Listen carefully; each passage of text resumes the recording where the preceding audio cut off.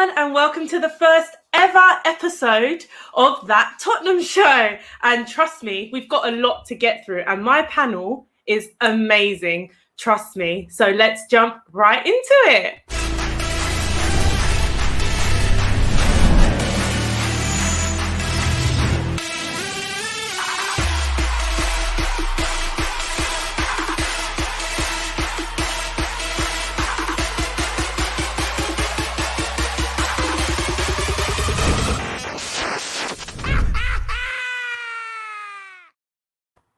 Hi everyone, and welcome to my first episode.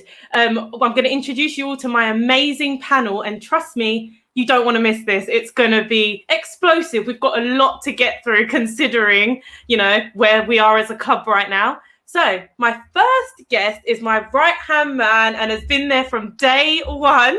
It's Ryan. How are you? I'm very good, thank you. Are you? I'm all good. Thank you for jumping on. No problem. Any chance to bash Jose Mourinho, I'm all for it. Bring me on whenever. Yeah, we do have our own little chats about this all the time. Our next guest is someone that is brand new to YouTube. She is amazing. She definitely does she has her own amazing podcast. She's got her own stance on everything. And trust me, she will not let anyone not hear it. It's Tanya. How are you? No, I'm honestly, this is so surreal for me right now. I'm a massive fan of the Football Terrace.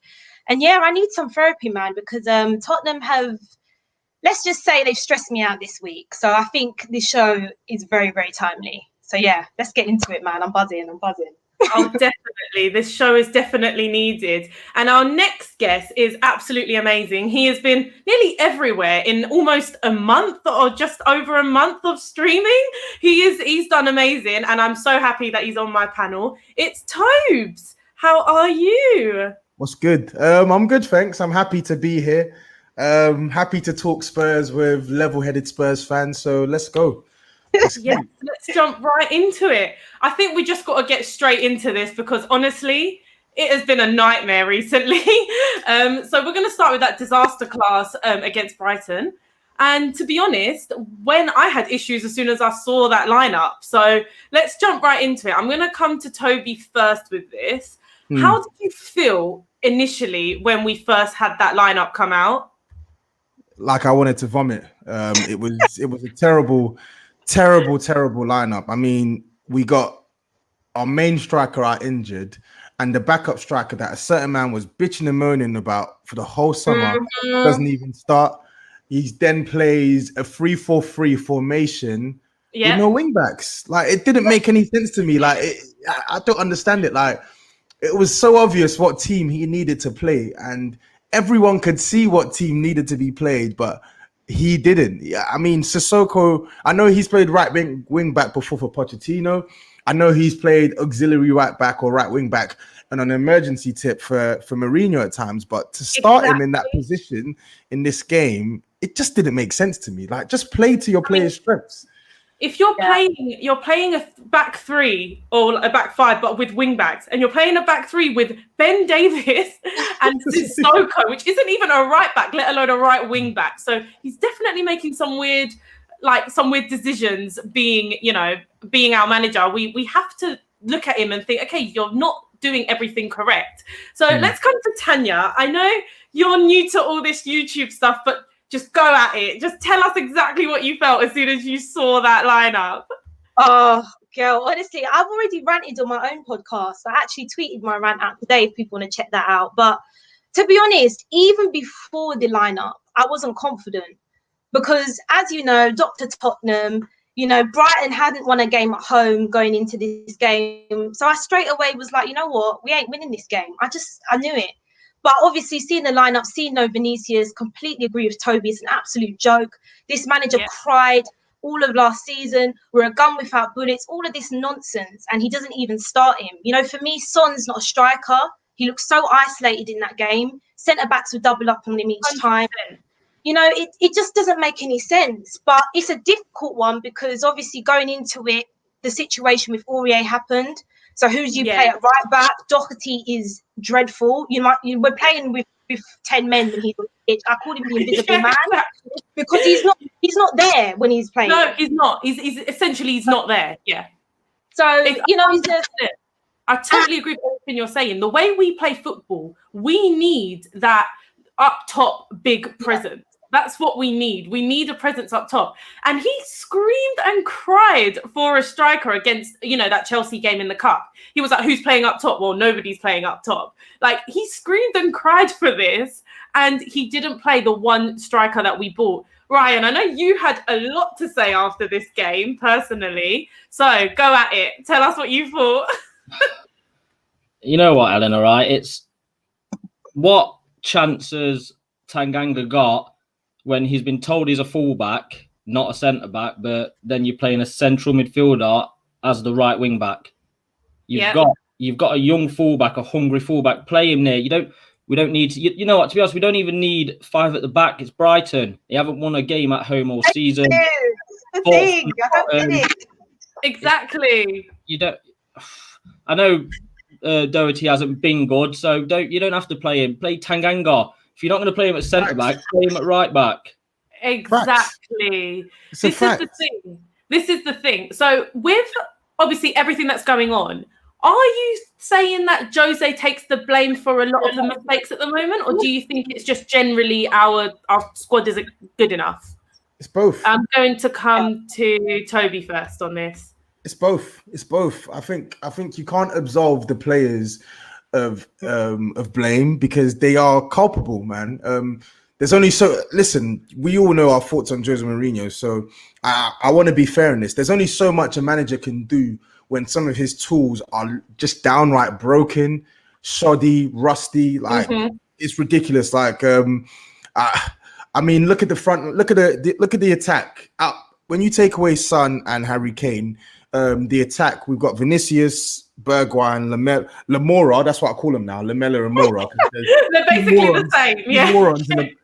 Two morons. So I'm calling them. So Bergwijn, Bale, Lamora, and Vinicius combined 49 appearances this season in the league, obviously including sub appearances. 2 goals, 2 assists. There is nothing that Jose Mourinho can do about that in terms of asking these to produce more in front of goal. But here's why I take blame with the manager, because the manager doesn't set us up well enough to create enough chances in the match.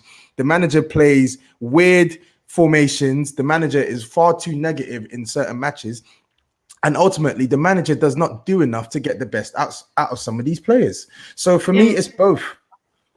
It's definitely a collective. I totally agree with that. There's a lot of things that I would personally change about the way we approach games. I mean, it's Brighton. Away to Brighton shouldn't be a thing that we cannot go toe to toe with them, especially with the fact they haven't scored hardly any goals this season, and we shouldn't be scared of every opponent we go against. I feel like this is a general thing. Now, with the whole Bergwijn thing, obviously with his he doesn't do much in front of goal. The reason why we're playing him is obviously for a defensive cover. But if we're looking at Son versus Bergwijn in the league, their passing accuracy is pretty similar, but we're looking at 12 goals to none. Now, look at the difference on those two sides is absolutely it's absolutely ridiculous. I think that whole right side is our problem. Go, Tanya.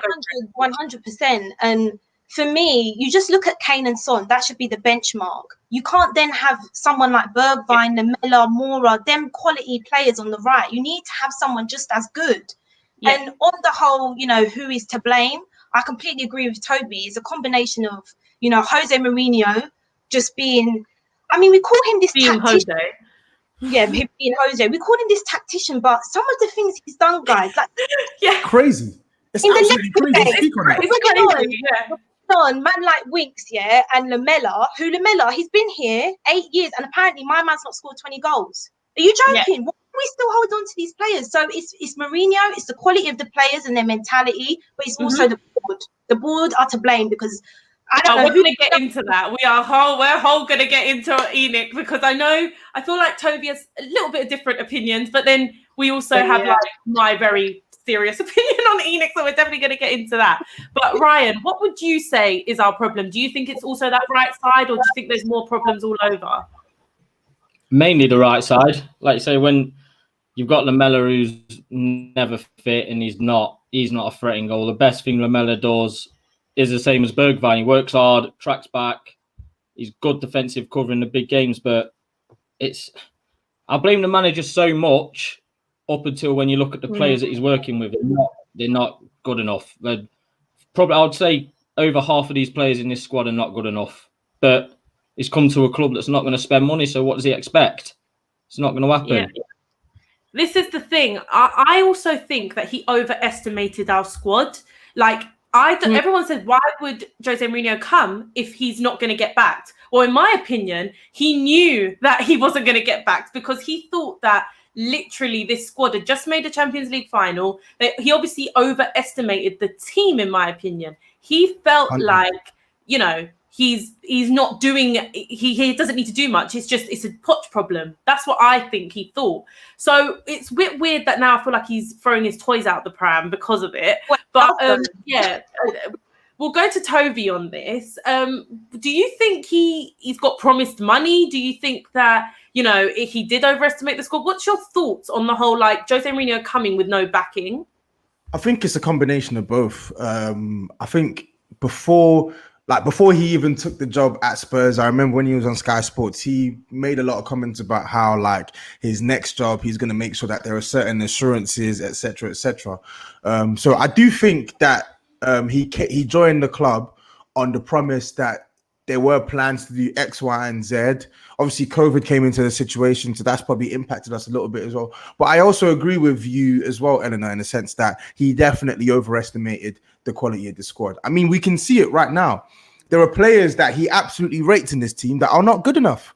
There are players like Eric Dyer who play week in, week out that are absolutely. He's literally. It says the name. It's the name on the tin. He's Dyer, and you've got players like Ben Davies. Ben Davies, awful left back, and these players have both been given new contracts over this under this manager. So it's not only a case of him inheriting some dog crap, but it's also a case of him rating some of the dog crap and even rewarding their mediocrity. So 100%. It's a bit of both. 100%. I totally agree with that. Tana, do you have anything to add to that? Because I feel like you had something to say. I don't know, man. It's all a mess, really. I mean, in terms of the squad, I think us as fans overrated the squad because when you look at what we did in the transfer window, I was quite pleased with it, to be honest. I thought Doherty, you know, he's played really well at Wolves. Obviously, he was playing as a wing back, so I did have my reservations about him playing under Mourinho because we play a different system. But you can't say we didn't have a good transfer window. So in Jose's defense, you know, he wasn't to know that Doherty was going to be terrible. Gareth Bale was going to be, you know, not even half the player that he was. And then obviously the defense, I mean, Eric Dyer is just, honestly, this guy, man, he's just cost us so many games by his individual errors. But it's not just him. I just think our whole back line, it needs a revamp. I do think our whole back line needs a revamp, but I think he also is very stubborn in his ways, and he wants Eric Dyer to be this amazing defender that he obviously overrates him personally. I totally agree that he did drop him last game, fair enough. But we found out today that he didn't put Rodon in the Europa League team, which I think is crazy for me. I mean, I did hear a rumor that we might be able to change that after the knockout stages, but I still think it's odd that he didn't just throw him in now. But yeah, I just think that it's just ridiculous considering, you know, how much backing he originally thought he was going to get. Ryan, do you have anything to add on our defence? And do you think we need a whole new defence? Do you think you've got faith in them? What's your thoughts on it? Brand new, all 4 new defenders. Yeah. We're not going to keep Reguilon. That's not going to happen. He'll be back to Madrid in 2 years latest. Yeah. Like I say, Eric Dyer is I don't. There's not long enough to talk about him. Davinson Sanchez is not good enough. Alderweireld has lost what he had. Yeah. Serge Aurier not cut it. This is probably the only good season he's had for us. Yeah. That includes him storming out of the stadium at half time. We've brought in a poor right back. He's turned out to be poor for us. He was good at Wolves. He's done nothing for us. Ben Davies is just there for giggles. He's obviously there for the atmosphere. The rest is just not good enough. We will not get close to a title when you've got Eric Dyer as your starting centre back. He's not John. Yeah, 100%. 100%. Absolute facts. But the thing is, as I say, I just don't see him getting much more backing out of this. This is a problem. I feel like he either overestimated the squad or Daniel Levy managed to lie to him. That's the thing. I don't know. I know Levy can talk his way into everything, but I feel like he must have overestimated it for it to be like this. I think you're missing a third option, Eleanor, as well, which is that he was desperate. He was desperate. Oh yeah, 100%. His stock had plummeted at Man United. His stock has plummeted at Man United. And he couldn't believe his luck that a Premier League club aspiring for top 4, etc., wanted to pay him his full quote, 15 flipping million pound a year to come back to the Premier League and do what he does best, which is stink out the joint. He couldn't believe his luck because let's face it, Arsenal were never going to sign him because of the ties to. Arsenal were never going to get him back because of the ties to Wenger. Chelsea were never going to get him back. No chance he would ever be looked at City. Same again at Liverpool as well. So he couldn't believe his luck. He couldn't believe his luck. 100%. Why? He's just, for me, he's just not. He's not in our DNA, Jose Mourinho. You know, for me, I was never Jose in from the start because for me, you just look at Jose Mourinho, you look at Daniel Levy. It's a recipe for disaster. I understand, you know, he's a great manager. He's got a brilliant CV, but he is finished. He's done. He's a dinosaur. He's a tyrant. I can't stand him. I love her. This is why I wanted you lot on here because what's that dinosaur called? Is it Tyrannosaurus Rex or something like that? There is a Rex. dinosaur called that. Tyrannosaurus Rex. It's right. You think what's he going to want to do? Does he want 15 million a year, or does he want to sit next to Graham Souness and bash Paul Pogba every Sunday? It's not just one. You've got one choice.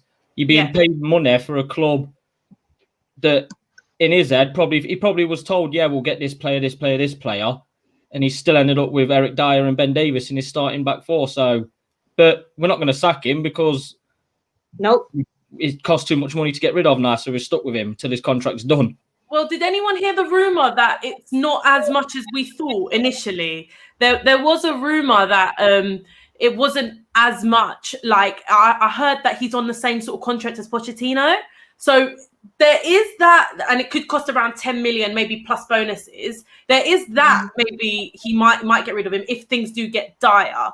But I just want to have a little talk about that whole right side where we have the whole Bale, Bergwijn, Lamela problem. For Bergwijn, for example, he's created 0 big chances while Son on the other side has created 7.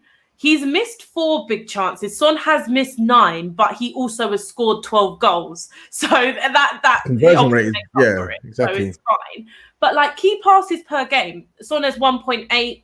Bergwijn has 0.7. Like there are problems on that right side, and he keeps playing Bergwijn. I get it for the fact that he wants that defensive cover. Bale can't track back. He wants that, but I'm just worried at what we're gonna do with it. Like, what are we gonna do with that right side? Do you see us getting another winger? Because it seems like our club is full of average wingers FC. Like, generally, that is what I'm feeling. Who would you get, Toby? And who do you think that Bergwijn can shine? Do you think he's good enough? Listen, I like Steven Bergwijn. I think he's a good player in waiting. I think he's having a terrible season. He's been awful this season. We can't sugarcoat it. 0 goals in 20-something appearances and 2 assists or 3 assists, including the ones he got in 3 or 4, including the ones he got in Europa. It's just not good enough. We didn't buy you to be the Dutch version of Willian. You can't just be in this team because of your work rate. You have to contribute something at the offensive end. I think there's an argument to say that under a more sort of positive and forward-thinking and front-foot manager, maybe Bergwijn could do a little bit better, maybe. But I feel like that's absolving Bergwijn a bit a bit too much. I feel like he needs to take responsibility for his own performances, and he needs to produce when he's on the ball. The biggest insult I can give to Bergwijn is his play in the final third this season has been absolutely shocking. He treats the ball like a hot potato in the final third. The passes are always sloppy. The finishing is poor. And it doesn't make sense because when you watch him outside the box, this is a tidy player. Your first touch is decent. You can dribble with the ball. You're strong. You can hold players off. So he has the makings to be a decent player. In fact, a good player for us. But yet, for some reason, the maths isn't mathing right now. Like, it's just not clicking for him, and he needs to get into gear. Because I'm sorry, if we enjoy another season like this next year, then by all means, every single fan will be right to call for his head. Yeah, 100%.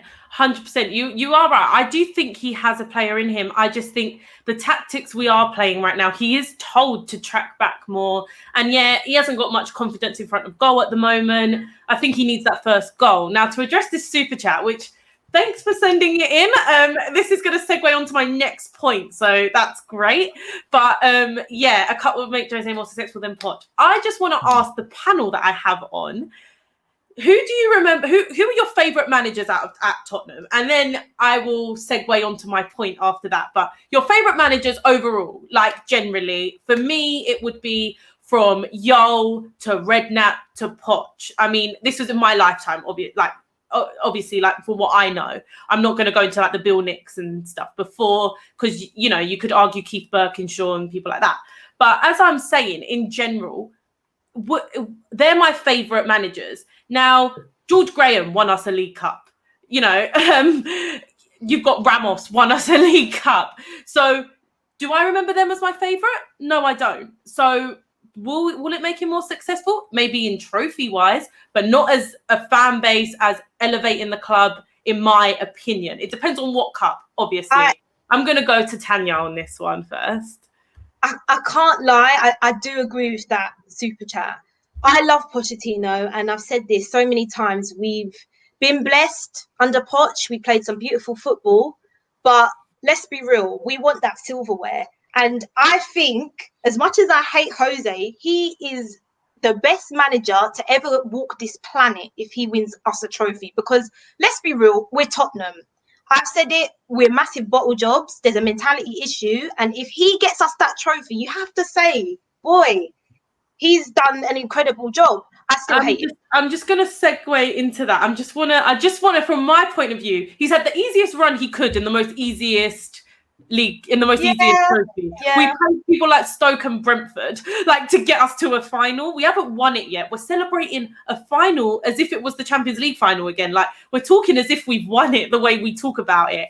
For me, a League Cup doesn't overstep it. Now, I would love to go on to Toby for this, because I already saw your tweets earlier on it. So I definitely want you to go ahead and take the reins. I disagree with that super chat. I feel like success for Spurs is subjective. I mean, if you want to look at it in black and white, then yeah, if Jose Mourinho was to win the League Cup, he would have won more trophies than Pochettino. But for me, I look at what Pochettino did for us over his tenure in terms of trying to sort of shed this pretender and sort of lukewarm and wafer thin image that we had as a club. Like, when Pochettino picked us up, we were in 6th place, left dismantled by AVB and Tim Sherwood, and within a year he's got our academy players integrated into the first team. In 2 years' time, he's got us challenging for a league title. In 3 years' time, he's got us into the Champions League. In 4 years' time, he's finished top 3. I think in the top 3, three times in the last 4 seasons. In 5 years' time, he's got us into the Champions League. So for me, that incremental progress I saw year on year with the development of players and our stature, not just in England but in world football, for me, I'll take that all day long over a League Cup. And I can tell you this for free: we're not signing in Ndombele or all of these other players, or even getting the money to sign them, if we won a League Cup and we weren't in the Champions League final. 110%. I cannot agree more. Tanya, do you want to reply to that, because it was kind of disagreeing with your point? But for me, we need to win trophies. Like, are you not sick of constantly saying to us, "Oh, you ain't won nothing"? Like, for me, I think for us to be taken seriously, we need to win that trophy. And for me, I don't care what it is. It could be a Lucozade Cup, Red Bull Cup. I don't care. We need to win something. No, I get that. I totally get that. We do need to win something, and I feel like that's Poch's black mark. He didn't win a trophy. Yeah. But I genuinely believe that he would have won a trophy eventually, because I feel like it's not for lack of trying. In his tenure, in his first season, we got to a League Cup final with an inferior squad. In his second season, fair enough. I think he abandoned the trophies because he wanted to go for the league. But I also think it was a direction from the board. I just want to say the board's main point when Poch was here was to make top 4. That was like a direction that he went in. Yes, he's wrong for not taking the cup seriously, but I also think overall we were told that, you know, he needs to make top 4. So he overstepped, like he put all his eggs into that basket. Don't know if anyone else disagrees with that. No, I'd like to bring Ryan back in here. Oh, go on, Toby. Go on. You no, go sorry, on. but just before Ryan, I feel like as well, I feel like Poch's words in the media sort of, it's a stick that people beat him with, just because he made those comments about like how he only wants like obviously the big trophies, Premier League or Champions League, but actions speak louder than words for me. And I get that people say he didn't prioritize trophies, but if you look at how we've performed historically over the last couple of years, semi-finalists in the FA Cup in what, like 2 or 3 out of 5 seasons, League Cup semi-finalists twice, League Cup semi-finalists twice, League Cup finalists once. He also had hard runs. He played Exactly. Chelsea and people like that in these semi-finals. It wasn't Brentford and the Stoke of this world. I feel like we're overestimating the run he's had to get us to this final. 100. So that's what I think. Now, Ryan, what do you want to say on this? Do you think we need to bring him in? Do we need the trophy? Is that the main thing, or do we need top 4, or do you think Poch messed up really? No, I'm the same as Toby. With Pochettino, he came in and gave us more of an identity. Without Pochettino in charge, just the name Mourinho wouldn't come to Tottenham, no matter how poor he is now. Yeah. It's not going to happen. I think under anybody else, we probably would have lost Kane by now, lost Son by now, not got Ndombele, not got Reguilon in. It's Pochettino's run for us without the trophy was a success because he did a lot for us. But I do think Mourinho will. I've said so many times, Mourinho is an egomaniac. His aim is to come in this club, win a trophy, and say, "Look what I've done." Well, I did it. Which your number couldn't do it in 5 years. That's what I think he wants to do. Now, I would love him to win us a trophy. I would, but I just think that we're not thinking realistically in terms of what the problems are here. I think, he's got more problems at the moment, but I do think that who do we get in if we're sacking him mid-season? That's my problem with it. Mid-season, who's going to come to us at this point? I feel like, yes, while he's in a final and in contention of top 4, that from a lot of fans' point of view and, the board's point of view, is probably there's no need to sack him. In my point of view, yes, so the football is not sustainable. We're not creating enough in most games and stuff. But I just worry about the future of our club under him.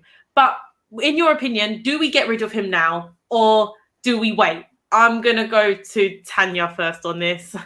I would like to hear her opinion first. I mean, there's no point saying what I want because I think we know that Jose Mourinho is here to stay. But I think you're right, Eleanor. Who do we bring in mid-season? I mean, there's a couple of managers I have in mind. I'd love a Hasenhüttl or a Nagelsmann, but are they really going to be leaving Southampton and Leipzig to come to Tottenham right now? I think the best bet that we can do is probably give him till the end of the season. For me, I'd sack him even if he wins a trophy. That's just me being real. We've got a massive, we need to go for a rebuild. And for me, Mourinho's not that manager. He's not going to wait around. Yeah. So for me, regardless if we win a trophy or not, I'd sack him at the end of the season. But that's just me. I can't stand him. So I totally understand that. Toby, what would you do? Would you sack him now? Would you sack him, at the end of the season, or would you think we can keep him?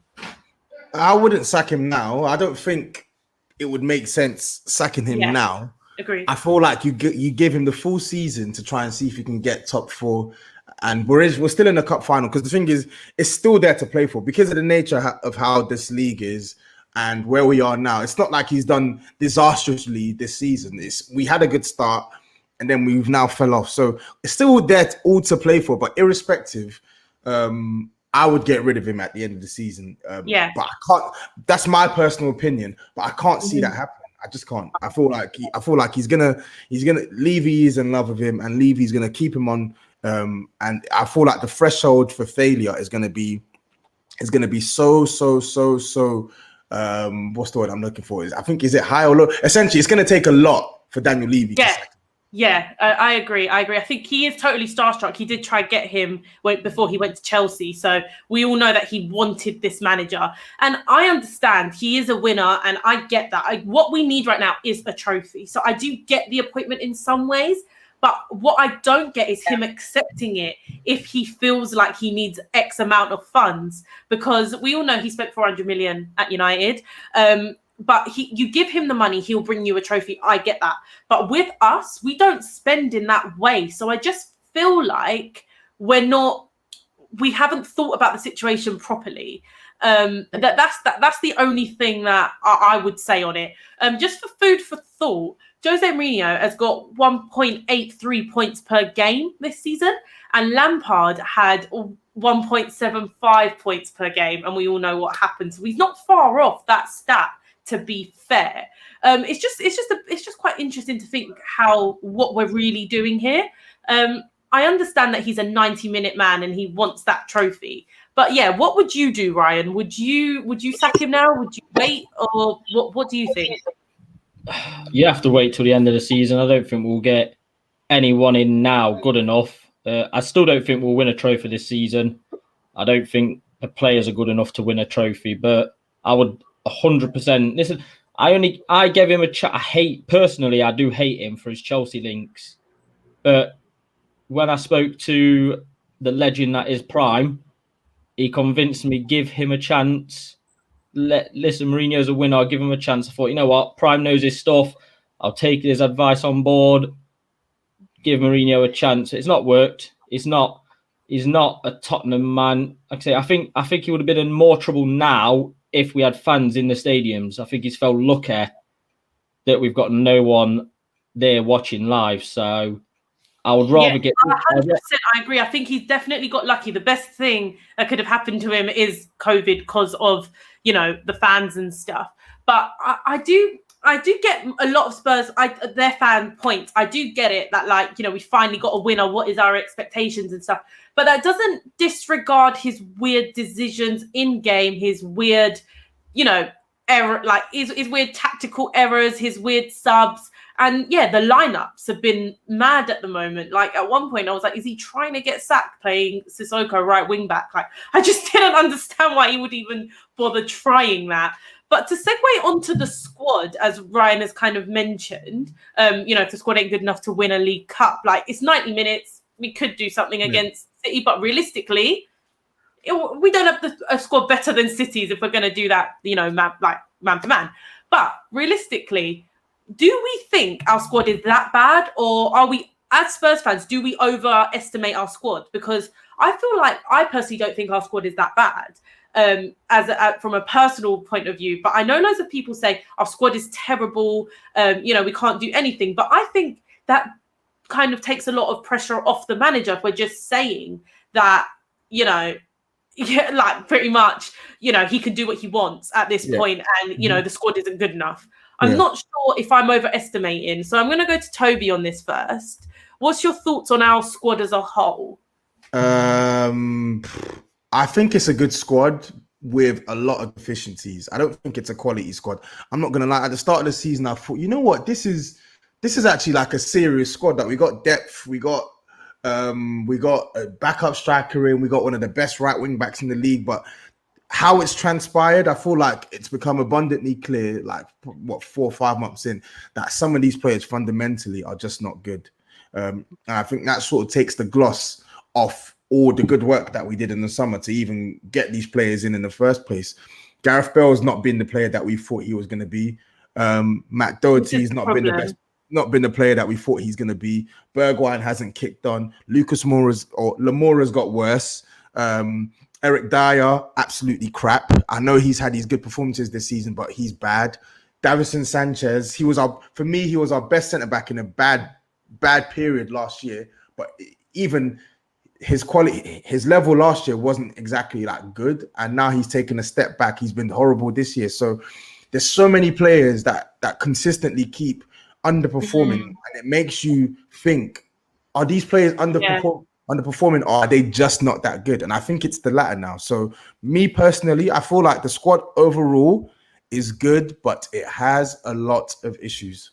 Yeah, I feel like we have three or four good, like we have 2 world-class players. You can add Lloris into that, but obviously he's losing it a bit now.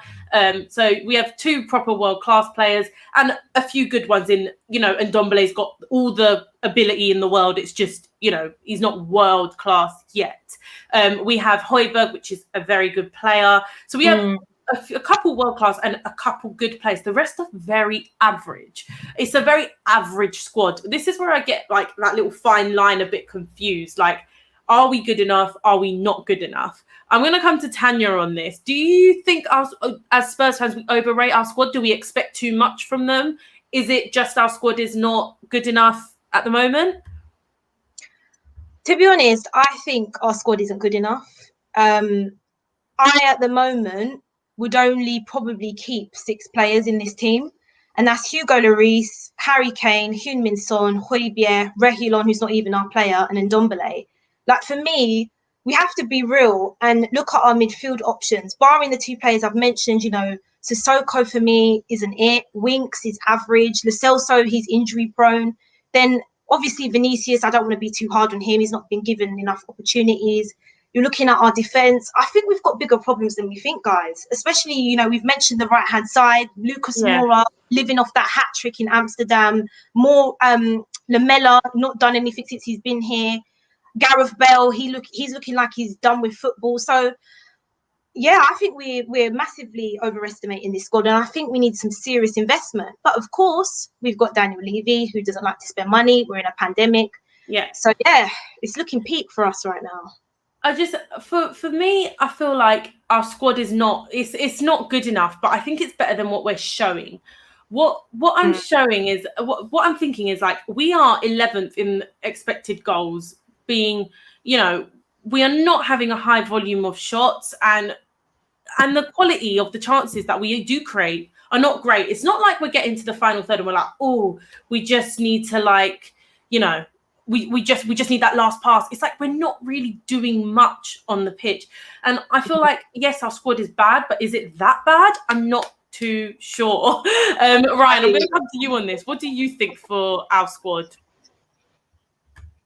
Right, as Tottenham fans, if our squad was as good as we thought it was, we would never fret so much over losing Son or Kane to injury, because you can cover him. If your squad's that good enough, you can cope without those players. If you look at the Brighton game, without Harry Kane dropping in, we look lost. Every single player on that pitch, without him dropping deep to collect the ball and do something, we look completely lost without just one guy. Never mind both of them. We have got Lucas, Bale, Lamela, Lo Celso when he's fit, Bergwijn. I'm not going to say Vinicius because we've seen him against Marine and Lask and stuff like that, so I'm not judging him. But the rest of them should be able to go to Brighton and win without Harry Kane. We shouldn't have to worry about that. This is the thing. I think it's a mixture of things, but yeah, our squad is just bang average overall. I think it's just an average squad. I'm not totally convinced on having no defenders in our first team that I like, let alone our backup defenders, our fullback situation. But for me, the main problem at Tottenham is our board. like our board is the main problem for me. I'm like straight Enoch out. I feel like they do not back. They don't back any manager. We've won 1 trophy in the last 20 years, so that shows there's a common denominator here. It can't always be the manager. We've got to look at someone higher up. Now, Toby, I know you quite like Enoch, so I'm going to come to you on this first. You like Enoch? What? You're muted. Toby, you're mute. Yeah, I wouldn't say I like Enoch. I'm just saying I'm not Enoch out. What I mean by that is I can appreciate all the good things they've done for our club. I mean, like it's easy to bash Enoch, but I feel like in terms of steadying the ship and ensuring that we're run smoothly, in terms of locking players down on long contracts, progressing the club off the field, of the training ground, the stadium, etc., etc. I feel like Enoch, you can't overlook the good work they've done in that aspect as well. But then I can also look on the flip side, and I think of the times where we've been on the brink of potential glory. Harry Redknapp in the season where he was third in the 2011-2012 season, and in January we see Louis Saha and Ryan Nelson on free transfers when we needed clearly more than that. I look at Pochettino 15-16 season where January again we had minimal investment, and then I look at the season when we were in the Champions League got to the Champions League final, that January period where we sold Dembele and didn't bring anyone in. So as I said, I feel like Enoch definitely have their detractors. They don't spend enough when they need to, and they don't back the manager in its entirety. But I can't sit here and say that Enoch have ran our club poorly. I feel like I would be lying to myself. I feel like we don't. Yeah, a lot of people don't talk about the good things they've done. Yes, off the pitch, we are a giant. We are one of the best run clubs in the world per se, one of, because we are run brilliantly. We're like a well-oiled machine. But everything that comes to translate onto the pitch, then we're not good enough. That's where they don't put the investment in. In my personal opinion, they don't put the investment in because they don't get it out. Like a lot of Levy basically have said, like, you know, putting money into his team doesn't necessarily mean trophies. That's what he has openly said. So we know they have a problem with spending money onto the pitch. Ryan, come to you on Enoch. Do you think they're to blame for this whole travesty we're in now? Like overall, overall. Credit where credit's due. Like I say, off the pitch, we are top 10 now for richest clubs. But football-wise, I think as of 2020, Joe Lewis his net worth was 4.7 billion. Yeah. Good. I'm sure we could afford a 65, 70 million pound defender off of that.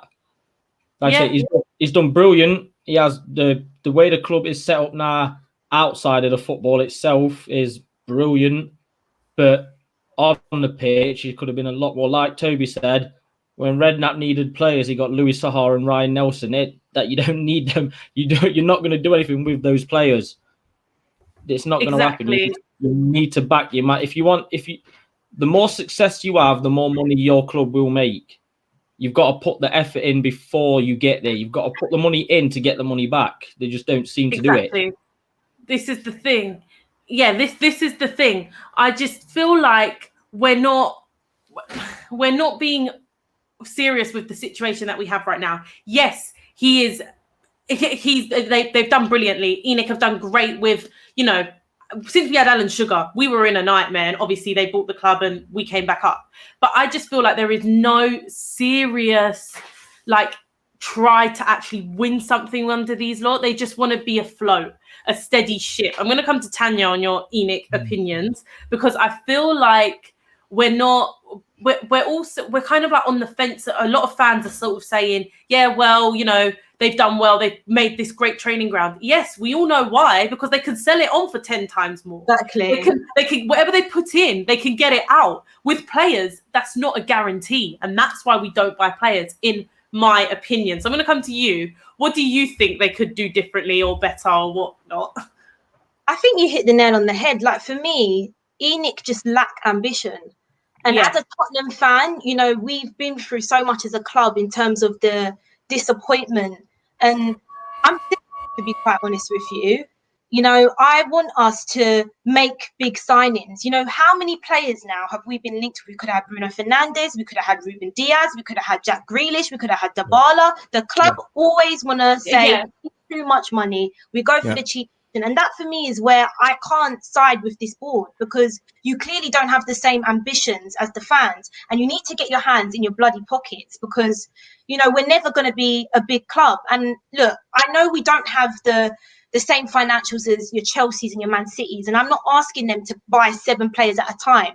But what I'm asking is that it was clear in the summer we needed a top centre-back. And I think Mourinho wanted Skriniar, he wanted Diaz, and we didn't give him that. So that's where I have a massive, massive issue with this board. And I think until they leave, we're not going anywhere.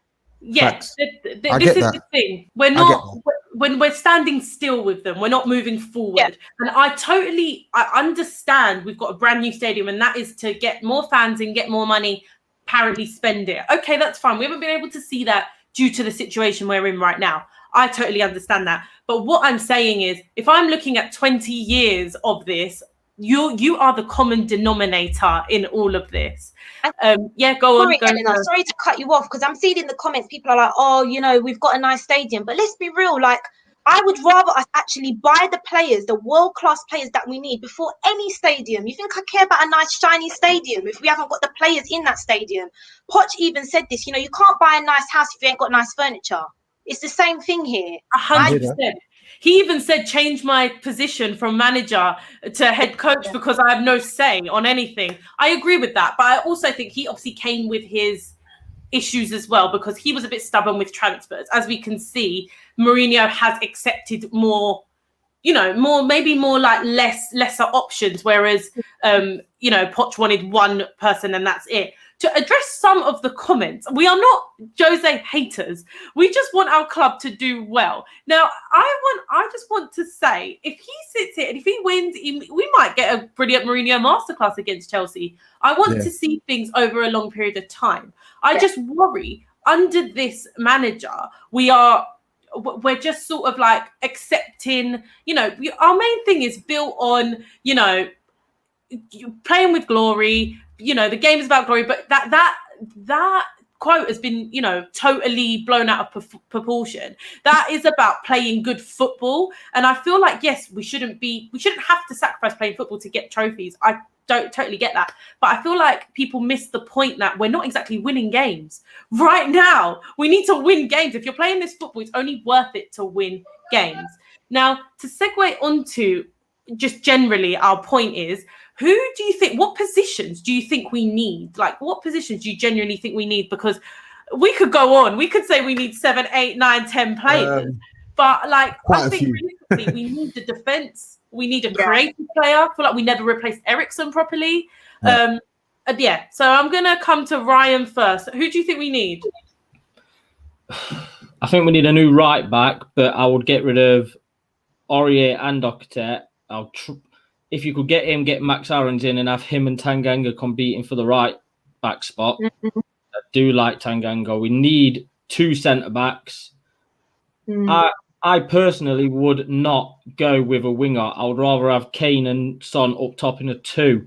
And I'd rather us go for a player like Sabitzer and another midfielder and just a diamond midfielder. Have them 2 up top.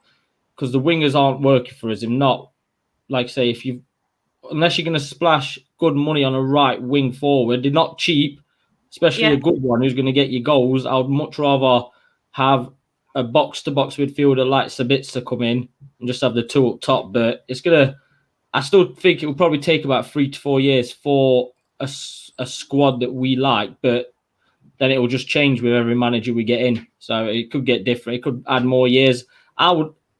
If we get rid of Mourinho, the one manager I want is Nuno from Wolves. That's my number 1. I like really. Well, I like Wolves anyway. But right now they're not doing very well. Wait.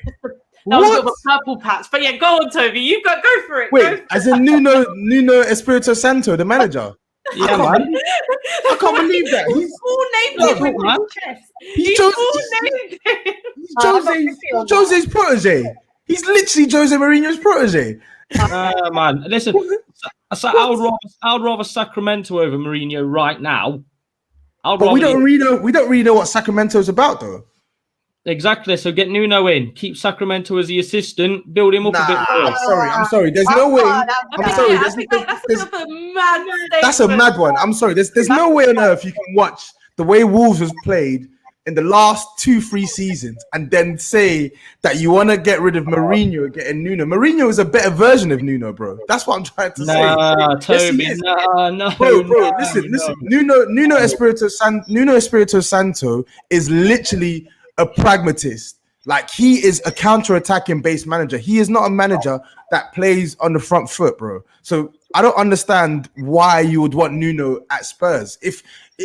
Surely if the issue is if the issue is, oh, our manager always wants us to sit back and soak up what the other team has got, and then we hit teams on the break, Nuno Espirito Santo is going to give you the exact same thing. I don't understand.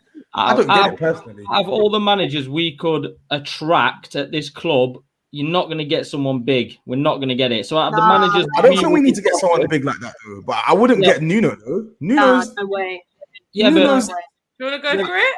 Do you want to go for it? I'm just. I want Hasenhüttl. That's who. Same. For me, that's I want Ralph. That's him right there. What, the man who's been pied 9-0 twice in the last 18 months? What's wrong with him? He plays worse football than Nuno. Nah. Go for it. Hang on, man. Guy, I'm telling you, you don't see the emotion. It just reminded me of Poch. Come on, man. Bring it. He's crying on the sideline of the meeting. Well, Ryan, you go for it because we spoke about this before. Definitely not Ralph. Listen, good on him. You beat Liverpool. Listen, we haven't beat Liverpool in that long. I think I would cry if we beat Liverpool now. You beat Liverpool. Oh. I know Brighton. I think Brighton are beating Liverpool now, so they'll probably cry after they've beat them as well. It's Hasenhüttl is good, but he's not.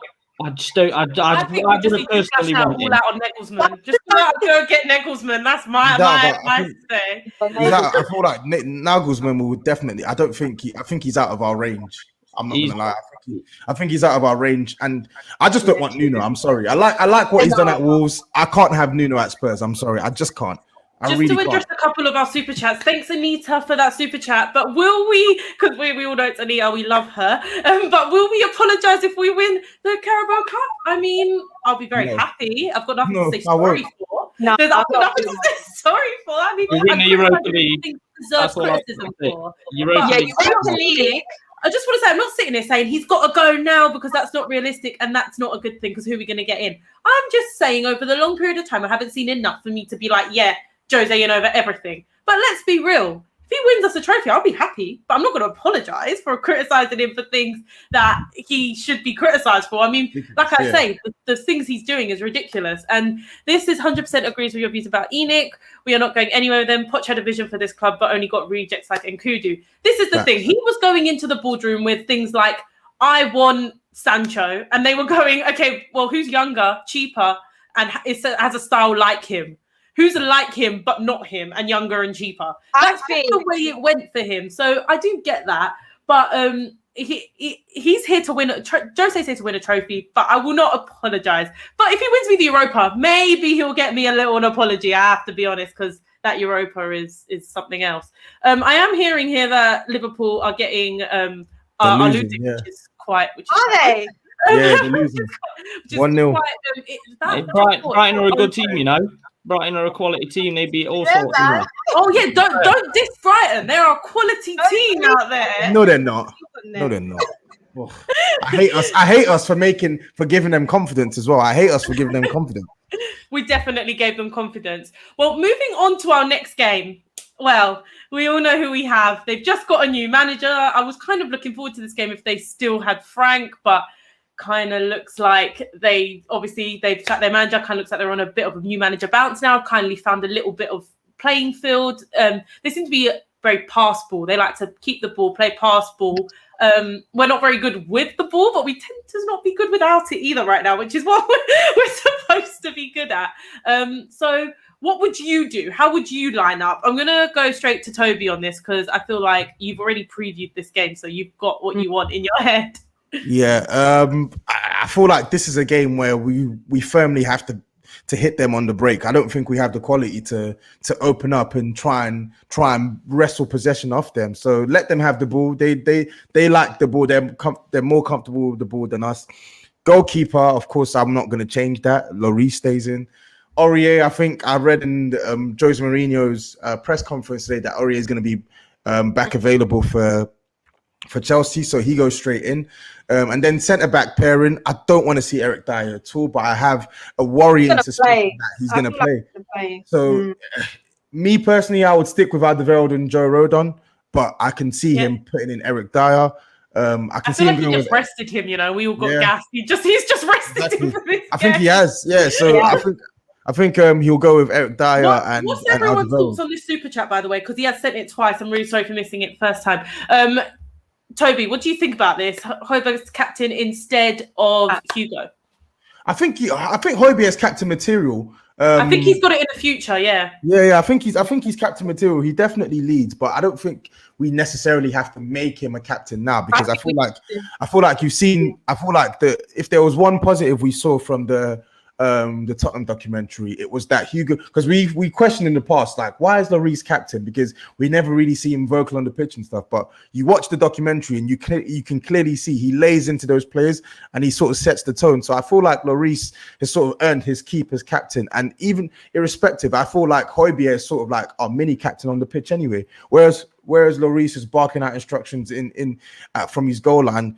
Højbjerg is the one that's literally barking out instructions in the middle of the pitch. So I feel like it works the way it is now, and it's definitely one that we should look at once we move on Hugo Lloris. 100%. I think he has definitely got the captain material in him. I feel like I do want someone more in the pitch to be captain because you can demand more. I do get that they all say, I mean, from years they've said, when Hugo talks, you listen. But I think that it's good to, soon he's got that in him. We know he does, the passion for what he does. I see him celebrate tackles and interceptions and saves like their goals. I love him. Just to address this amazing super chat, so thank you so much for that. Nagelsmann is an impossible ask. I understand that. Just let me dream. But it's going to be hard to get this man. I agree, Jose needs criticism, but talks about Nuno and the Southampton manager. Nah, Jose can give us a winning mentality, which we need. Now, I get that, but in my opinion, we could definitely get a winning mentality with any man, like with a manager that wins something. But yes, he will win us something. If that kicks us on to win more things, I'll thank him forever. It could be a great appointment, a very short-term appointment though. What I worry is that we don't have the short-term squad for him. When you get Mourinho, when you have the winning team or you have the funds to make his winning team, we do not have the winning team. He's not here for 5 years to spend 60 million on one player, 60 million on another player the next year. He's not a year person. He's here, get the job done now. Either give me 400 million now so I can revamp your squad and do what you want me to do, or get me in when I already have the winning squad. So that's my only problem with that. That's my only problem with him, that I just don't see the squad here. When we got him, I was like, either we're going to back him or he believes this team is good enough. So if he doesn't, then where's he going to get these funds from? Because we're not going to give it to him. I just feel like the appointment with Daniel Levy can get very sour very quickly with the way we're run, if everyone understands that. But anyway, let's get back onto the preview just because, it is our next game. Tanya, how would you set up? Would you agree with Toby? Would you set up like that? Would you change anything? Would you change anything from the last game? Yeah, I think the midfield is going to be key for us. I think it's good to know that Ndombele is going to be fit for this game, looking at Jose Mourinho's press conference. But yeah, I think thankfully, the three-man midfield, I think we need to go with Sissoko, Højbjerg and Ndombele. And I would probably change the right winger. I'd probably bring in Mora, to be honest, because I think we've seen enough of Bale and Bergwijn. Stick Mora in there. You say this now, Tanya. You say this now, Tanya, and then Lucas Moura will step on the pitch and miscontrol the ball within the first 2 minutes. Trust me, Tanya. We've been in this situation before. But I just think Bergwijn, I'm not so sure. That's just me. But I would definitely go with Vinicius up top, and I'd put Son on the left. I feel like we need to have that presence. We're going to hit him on the counter. We're going to play long ball over the top, quick, take your chance. It makes no sense if we've got Son as a lone striker trying to bring balls down on his own. It's just not going to work. Ryan, how would you set up for this game? Would you change anything? How would you set up? I would have Aurier back in. I know he pissed off at half time, but I would have him back in. Yeah, 100%. Our best right back at the club. I do agree we need three in midfield with Sissoko because he backs Aurier up massively. He does cover for him. And I'm desperate to see Vinicius now. I just want, if we're going to pay 40 million for him at the end of the season, we need to see him in games like this. We're not can't spend 40 million on a striker who got a hat trick against 100%. Mourinho. We're not going to spend it if we don't play him. We need to play him. That's the whole point of getting him, is when Kane's not fit or needs a rest.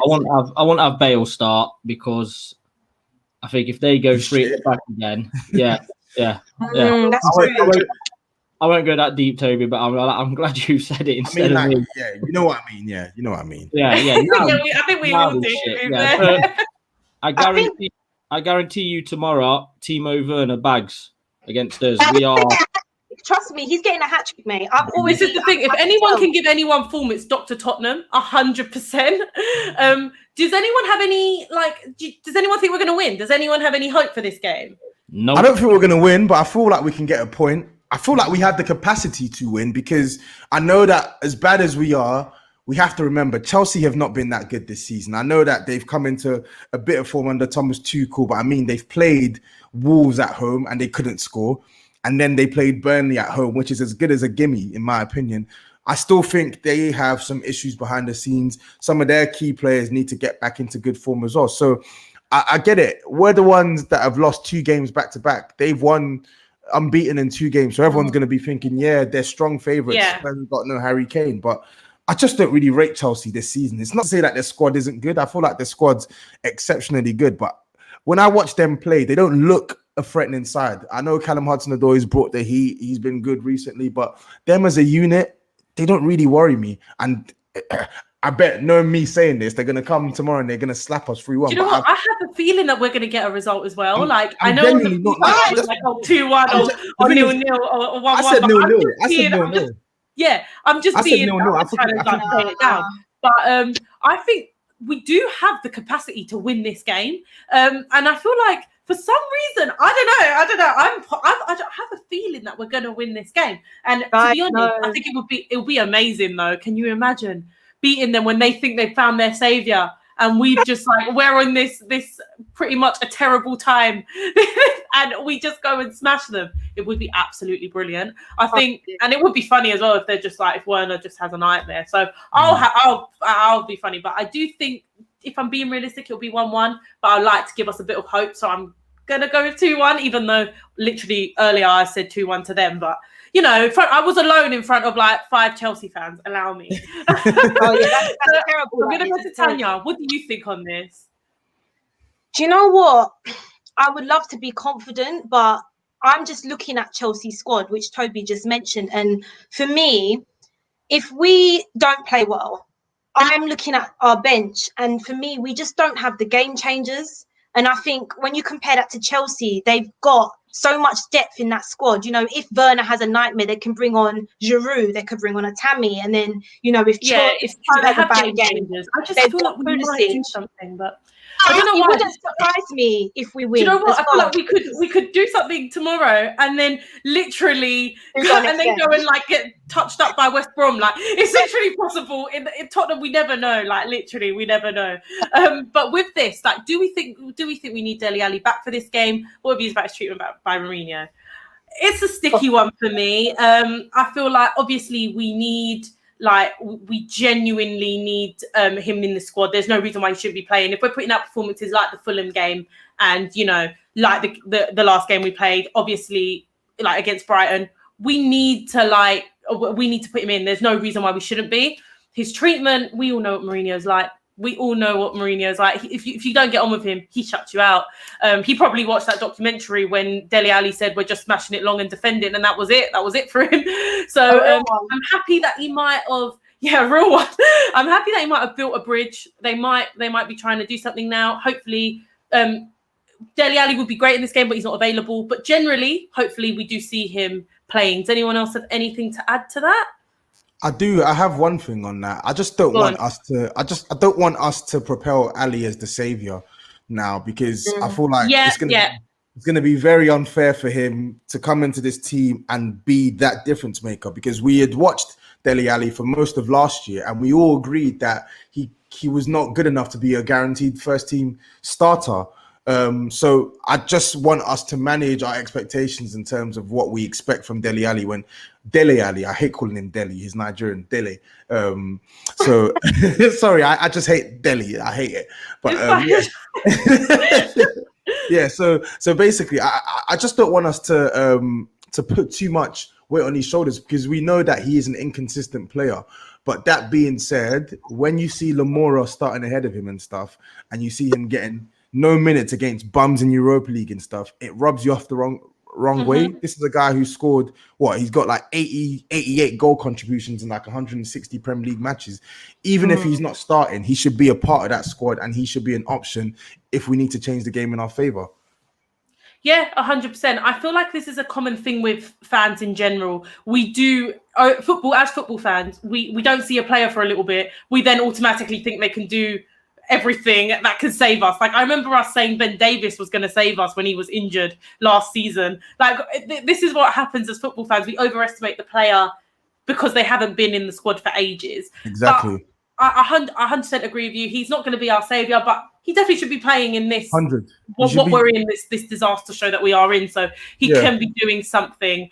But yeah, we're just going to wrap it up there. Well, thank you everyone for tuning in. And make sure everyone, you head over to Manscaped, 20% discount. You know what it is. I don't need to say too much, but your discount's TFT. You go over there and you sort yourself out.